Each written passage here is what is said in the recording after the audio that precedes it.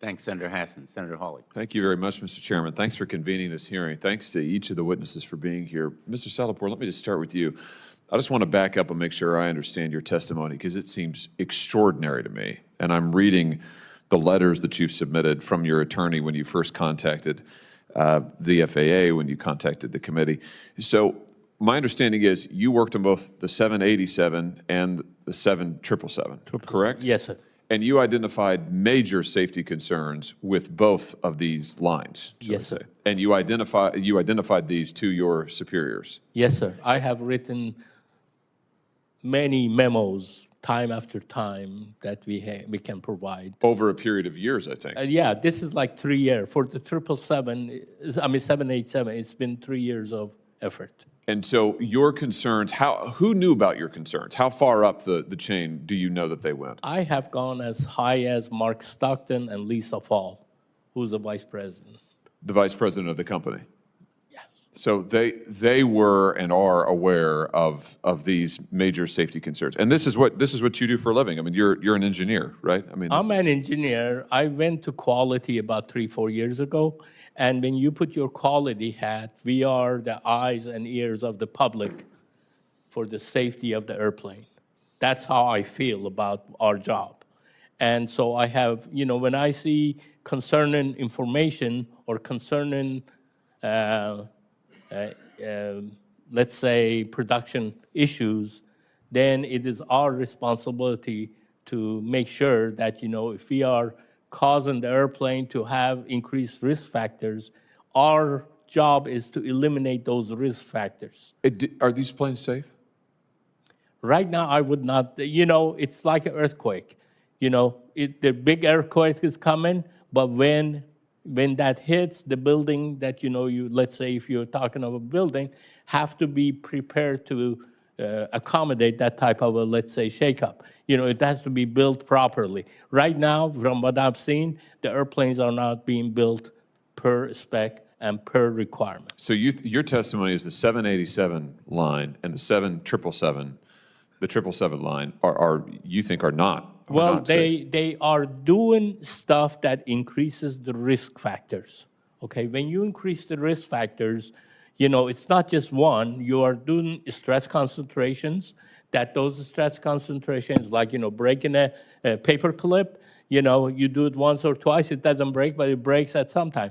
As the plane gets older, all of these things that, you took, you said it's not a safety issue, it becomes a safety issue. And the company's response to you was to threaten you?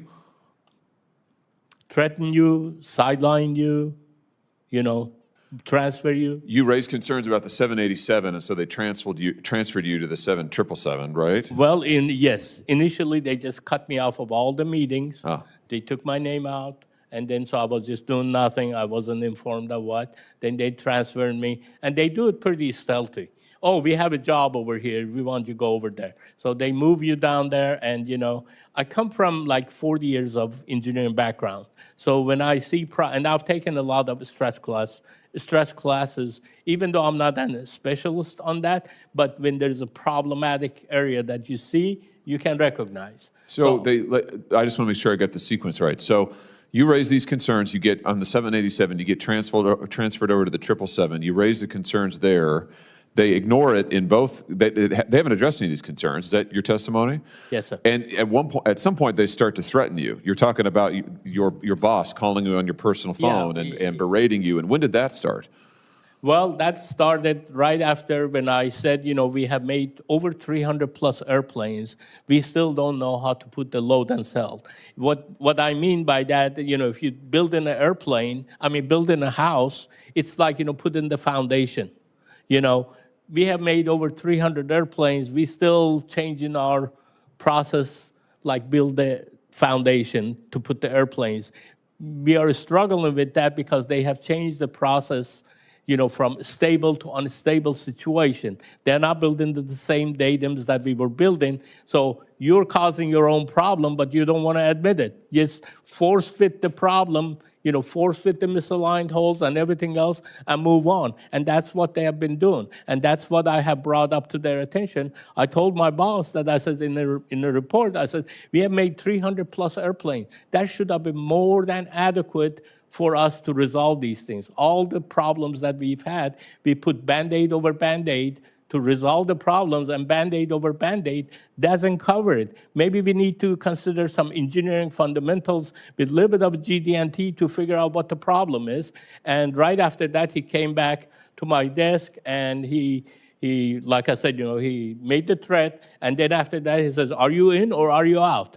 Meaning what? Are you in and are you out with Boeing? I mean, are you going to be a good citizen and keep your mouth shut? Was that the implication? That's how I can interpret that. He would walk by me and he said, you better, then he said, I want you to write it in writing. Tell me, are you in or are you out? Put it in writing whether or not you were going to. I'm in or out. And what that means, are you going to just shut up? Right. That's only that would be in. If you wanted to be in, you needed to be quiet. You needed to stop this. Don't say anything more. Certainly don't tell the public.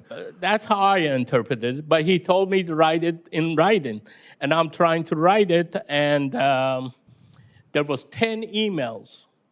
Just because I haven't received your email on this, send it to me and this and that. So then he's pressuring you. Then he's pressuring you. And then his manipulation even got further than that. I'm trying to take a class on my own time that I have to flex the time. He wouldn't let me do that.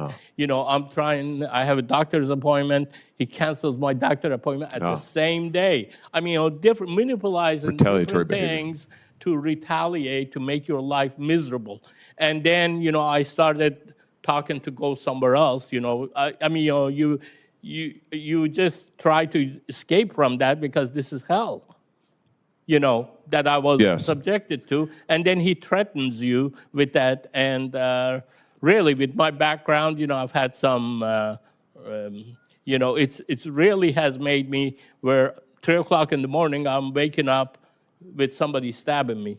I'm still receiving psychological help to just get back on normal. Well, it is unbelievable to me that in the midst of this safety crisis at this corporation, that what they're doing is threatening their own engineers whose job it is to help identify potential safety concerns. And rather than saying, you know what, you've got a point, we need to maybe do something about this, they're telling you to hide it, they're reassigning you, they're threatening you, they're trying to shut you up.